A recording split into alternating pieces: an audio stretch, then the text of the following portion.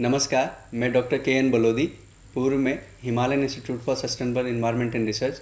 जो कि पर्यावरण मुद्दों पर काम करने वाली एक संस्था है, उसके प्रमुख वैज्ञानिक सलाहकार के रूप में कार्य कर चुका हूं। वर्तमान में ग्राम पंचायत बरंगल के ग्राम प्रधान के रूप में कार्य कर रहा हूं। आज हम एक बहुत महत्वपूर्ण विषय पर चर्चा करने वाले हैं और यह महत्वपूर्ण विषय है जलवायु परिवर्तन और जैव विविधता। आप सभी जानते हैं कि हम अक्सर सुनते हैं कि क्लाइमेट चेंज हो रहा है या जलवायु परिवर्तन हो रहा है। आप सभी ने देखा होगा कि पूर्व में आज से 20-25 साल पहले जहां घरों में पंखे नहीं होते थे, उन घरों में पंखे होने लगे हैं। या आपने देखा होगा कि कई प्रकार की जो फसलें थी वो पूर्व में होती थी लेकिन आज नहीं होती हैं। इसी तरीके से आपने देखा होगा कि हमारे कई नौले, धारे और नदियाँ जो पहले पानी से भरपूर होती थी और आज उनका पानी सूख गया है। तो इन सभी मुद्दों को, इन सभी विषयों को हम किस तरह से अपने स्थानीय स्तर पर हल कर सकते हैं और इनके लिए हम क्या क्या प्रयास कर सकते हैं, उसकी आज हम चर्चा करेंगे। सर्वप्रथम इनके लिए सबसे महत्वपूर्ण है कि स्थानीय स्तर पर जो हमारी जैव विविधता है उसके बारे में ज्ञान होना या उसकी जानकारी होना। आपने देखा होगा कि हमारे आसपास कई प्रकार की जैव विविधता पाई जाती है।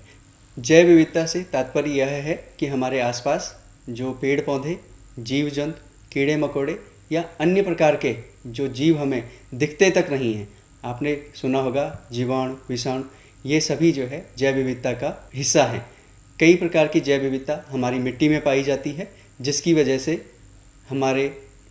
जो कृषि है, जो हमारी फसलें हैं, उनको जो है उत्पादकता उनकी जो है बढ़ती है। इसी क्रम में हम ये आज चर्चा करना चाहेंगे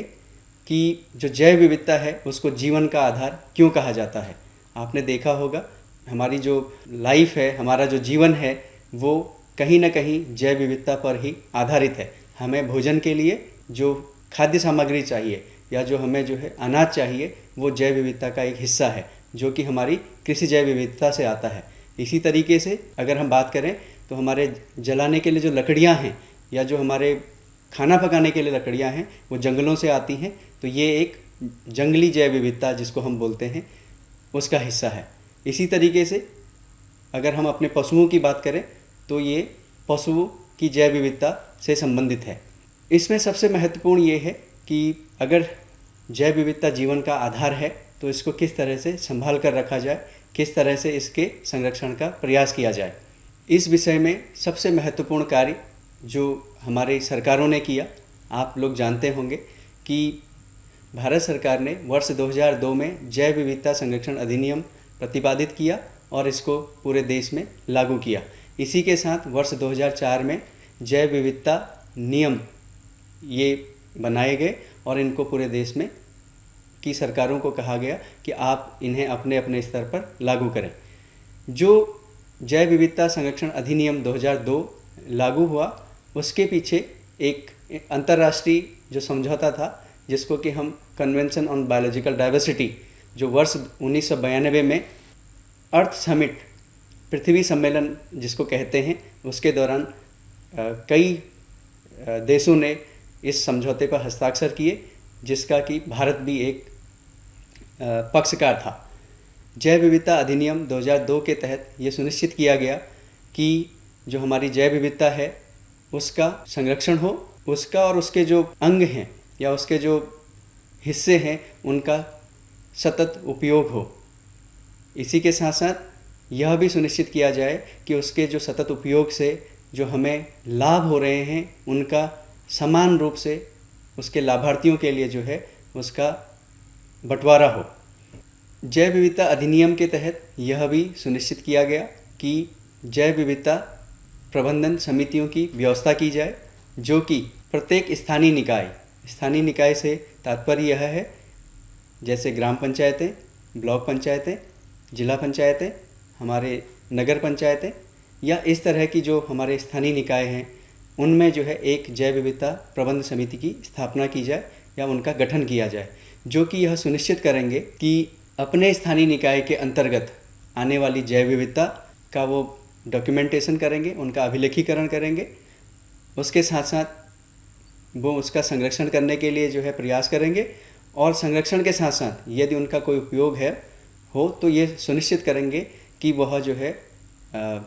भविष्य के लिए भी वो संसाधन बचा रहे। इसी क्रम में जैव विविधता संरक्षण अधिनियम के तहत यह व्यवस्था की गई कि प्रत्येक ग्राम पंचायतों में जैव विविधता संरक्षण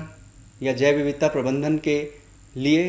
एक अभिलेख तैयार किया जाए, जिसको कि लोक जैव विविधता पंजिका कहा जाता है। लोक जैव विविधता पंजिका में यह सुनिश्चित किया जाता है कि इसमें उस स्थानीय निकाय, अगर हम बात करें ग्राम पंचायतों की, तो उस ग्राम पंचायत के अंतर्गत आने वाले सभी प्रकार की, चाहे वह कृषि जैव विविधता हो, चाहे वह घरेलू या पोषित जैव विविधता हो, चाहे वह शहरी जैव विविधता हो, चाहे वो जो है जंगल या जंगली जैव विविधता से संबंधित जानकारी हो, वो जो है एक डॉक्यूमेंट में रखी जाए और उस डॉक्यूमेंट को जो है ग्राम पंचायत के विकास के लिए आगे यूज़ किया जाए। अब हम बात करते हैं कि ये लोक जैव विविधता पंजिका का निर्माण हो कैसे। इसके लिए सबसे पहले यह सुनिश्चित करना है कि हमारे स्थानीय निकाय या ग्राम पंचायत स्तर पर हमको एक समिति का गठन करना है, जिसको जैव विविधता प्रबंधन समिति कहा जाता है। इस समिति में 6 सदस्य होने हैं, जिसमें यह सुनिश्चित करना है कि कम से कम 2 महिलाएं हों और एक जो है हमारे उसमें SC या ST समुदाय से सदस्य हो। इसमें जो 7वां सदस्य होना है, जिसको कि हम सचिव कहते हैं, वो स्थानीय निकाय, ग्राम पंचायत या वन विभाग के किसी कर्मचारी को शामिल होना है। इस समिति का सबसे पहला कार्य यह होता है कि वह अपनी पंचायत के अंतर्गत आने वाली सभी प्रकार की जैव विविधता का अभिलेखीकरण करे। अभिलेखीकरण के लिए सबसे महत्वपूर्ण है कि जो सरकार द्वारा तय किए गए हैं 31 प्रारूप, जिसमें कि फसली पौधे, फलदार पौधे, चारा फसलें, खरपतवार, फसलों के कीट, पालतू पशुओं से संबंधित जानकारियाँ, शोभाकार पौधे, या अगर हम बात करें जंगली जैव विविधता, वन्यजीव विविधता जिसको हम कहते हैं, उसमें जंगल में कौन कौन से पेड़ हैं, झाड़ी है, शाख है, कंद है, घास है या लताएं हैं, उनके विषय में जानकारी। जंगली प्रजाति के जो उपयोगी पौधे हैं, आपने देखा होगा कि जंगलों में कई प्रकार के पौधे हमारे औषधि गुणों से भरपूर होते हैं, जिनको कि हमारे समुदाय या अगर देखें कई जगह तो हमारे वैद्य उसको कई सारी बीमारियों के इलाज के लिए प्रयोग में लाते हैं। उनकी जानकारी भी इसमें रखना बहुत आवश्यक है। इस प्रारूप में एक और ख़ास बात है कि इसमें यह जानकारी रखी जाती है कि ये विशेष प्रकार की जो जैव विविधता है, इसका पूर्व में क्या स्तर था या पूर्व में इसकी क्या स्थिति थी और वर्तमान में क्या है। इसी तरीके से लोक जैव विविधता पंजिका में यह भी सुनिश्चित किया जाता है कि सभी प्रकार की जैव विविधता का जो स्थानीय उपयोग या हम कहें कि उसका पारंपरिक ज्ञान क्या है उसके पीछे, उसको भी शामिल करना होता है। अब आप देखिए कि जितनी जानकारी हम अपनी लोक जैव विविधता पंजिका में अभिलेखीकृत करते हैं, उससे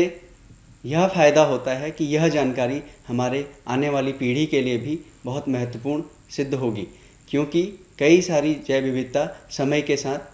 ख़त्म होती जा रही है। आपने सुना होगा कि विलुप्त हो रही है। इसका एक उदाहरण आपके समक्ष है। आपने 20-25 वर्ष पूर्व देखा होगा कि हमारे आसपास गिद्ध, जो कि मांसाहारी पक्षियाँ होती हैं, वो बहुतायत में पाए जाते थे, लेकिन आज गिद्धों की संख्या बेहद कम हो गई है,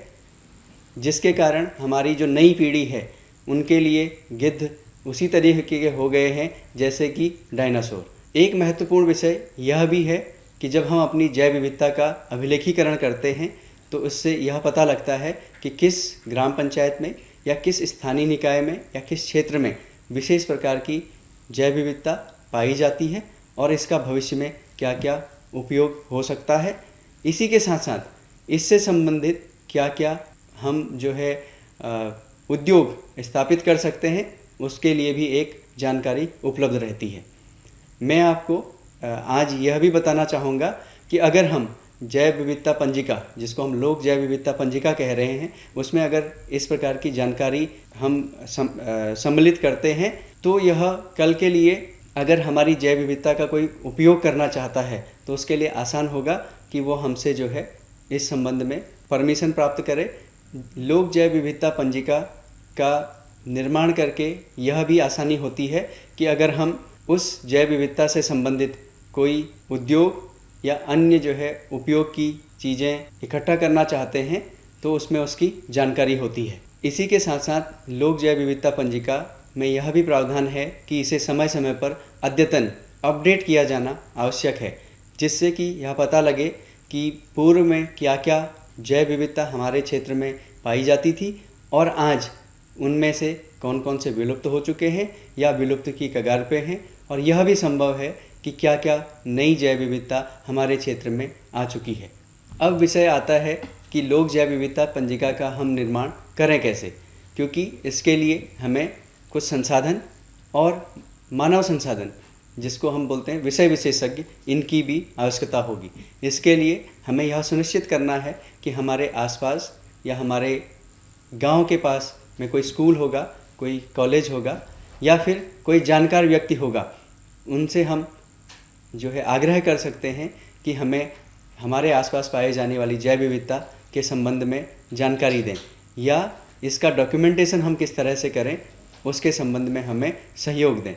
इसी के साथ साथ जैव विविधता बोर्ड, जो कि राज्य स्तर पर कार्य करती हैं, उनके द्वारा तकनीकी सहायता समूह का चयन किया गया है, उनकी भी मदद ली जा सकती है। लोक जैव विविधता पंजिका निर्माण के बाद आप सभी को यह लगेगा कि हमारी ग्राम पंचायत के लिए एक कितना महत्वपूर्ण अभिलेख तैयार हुआ है, जो कि कई वर्षों तक हमारी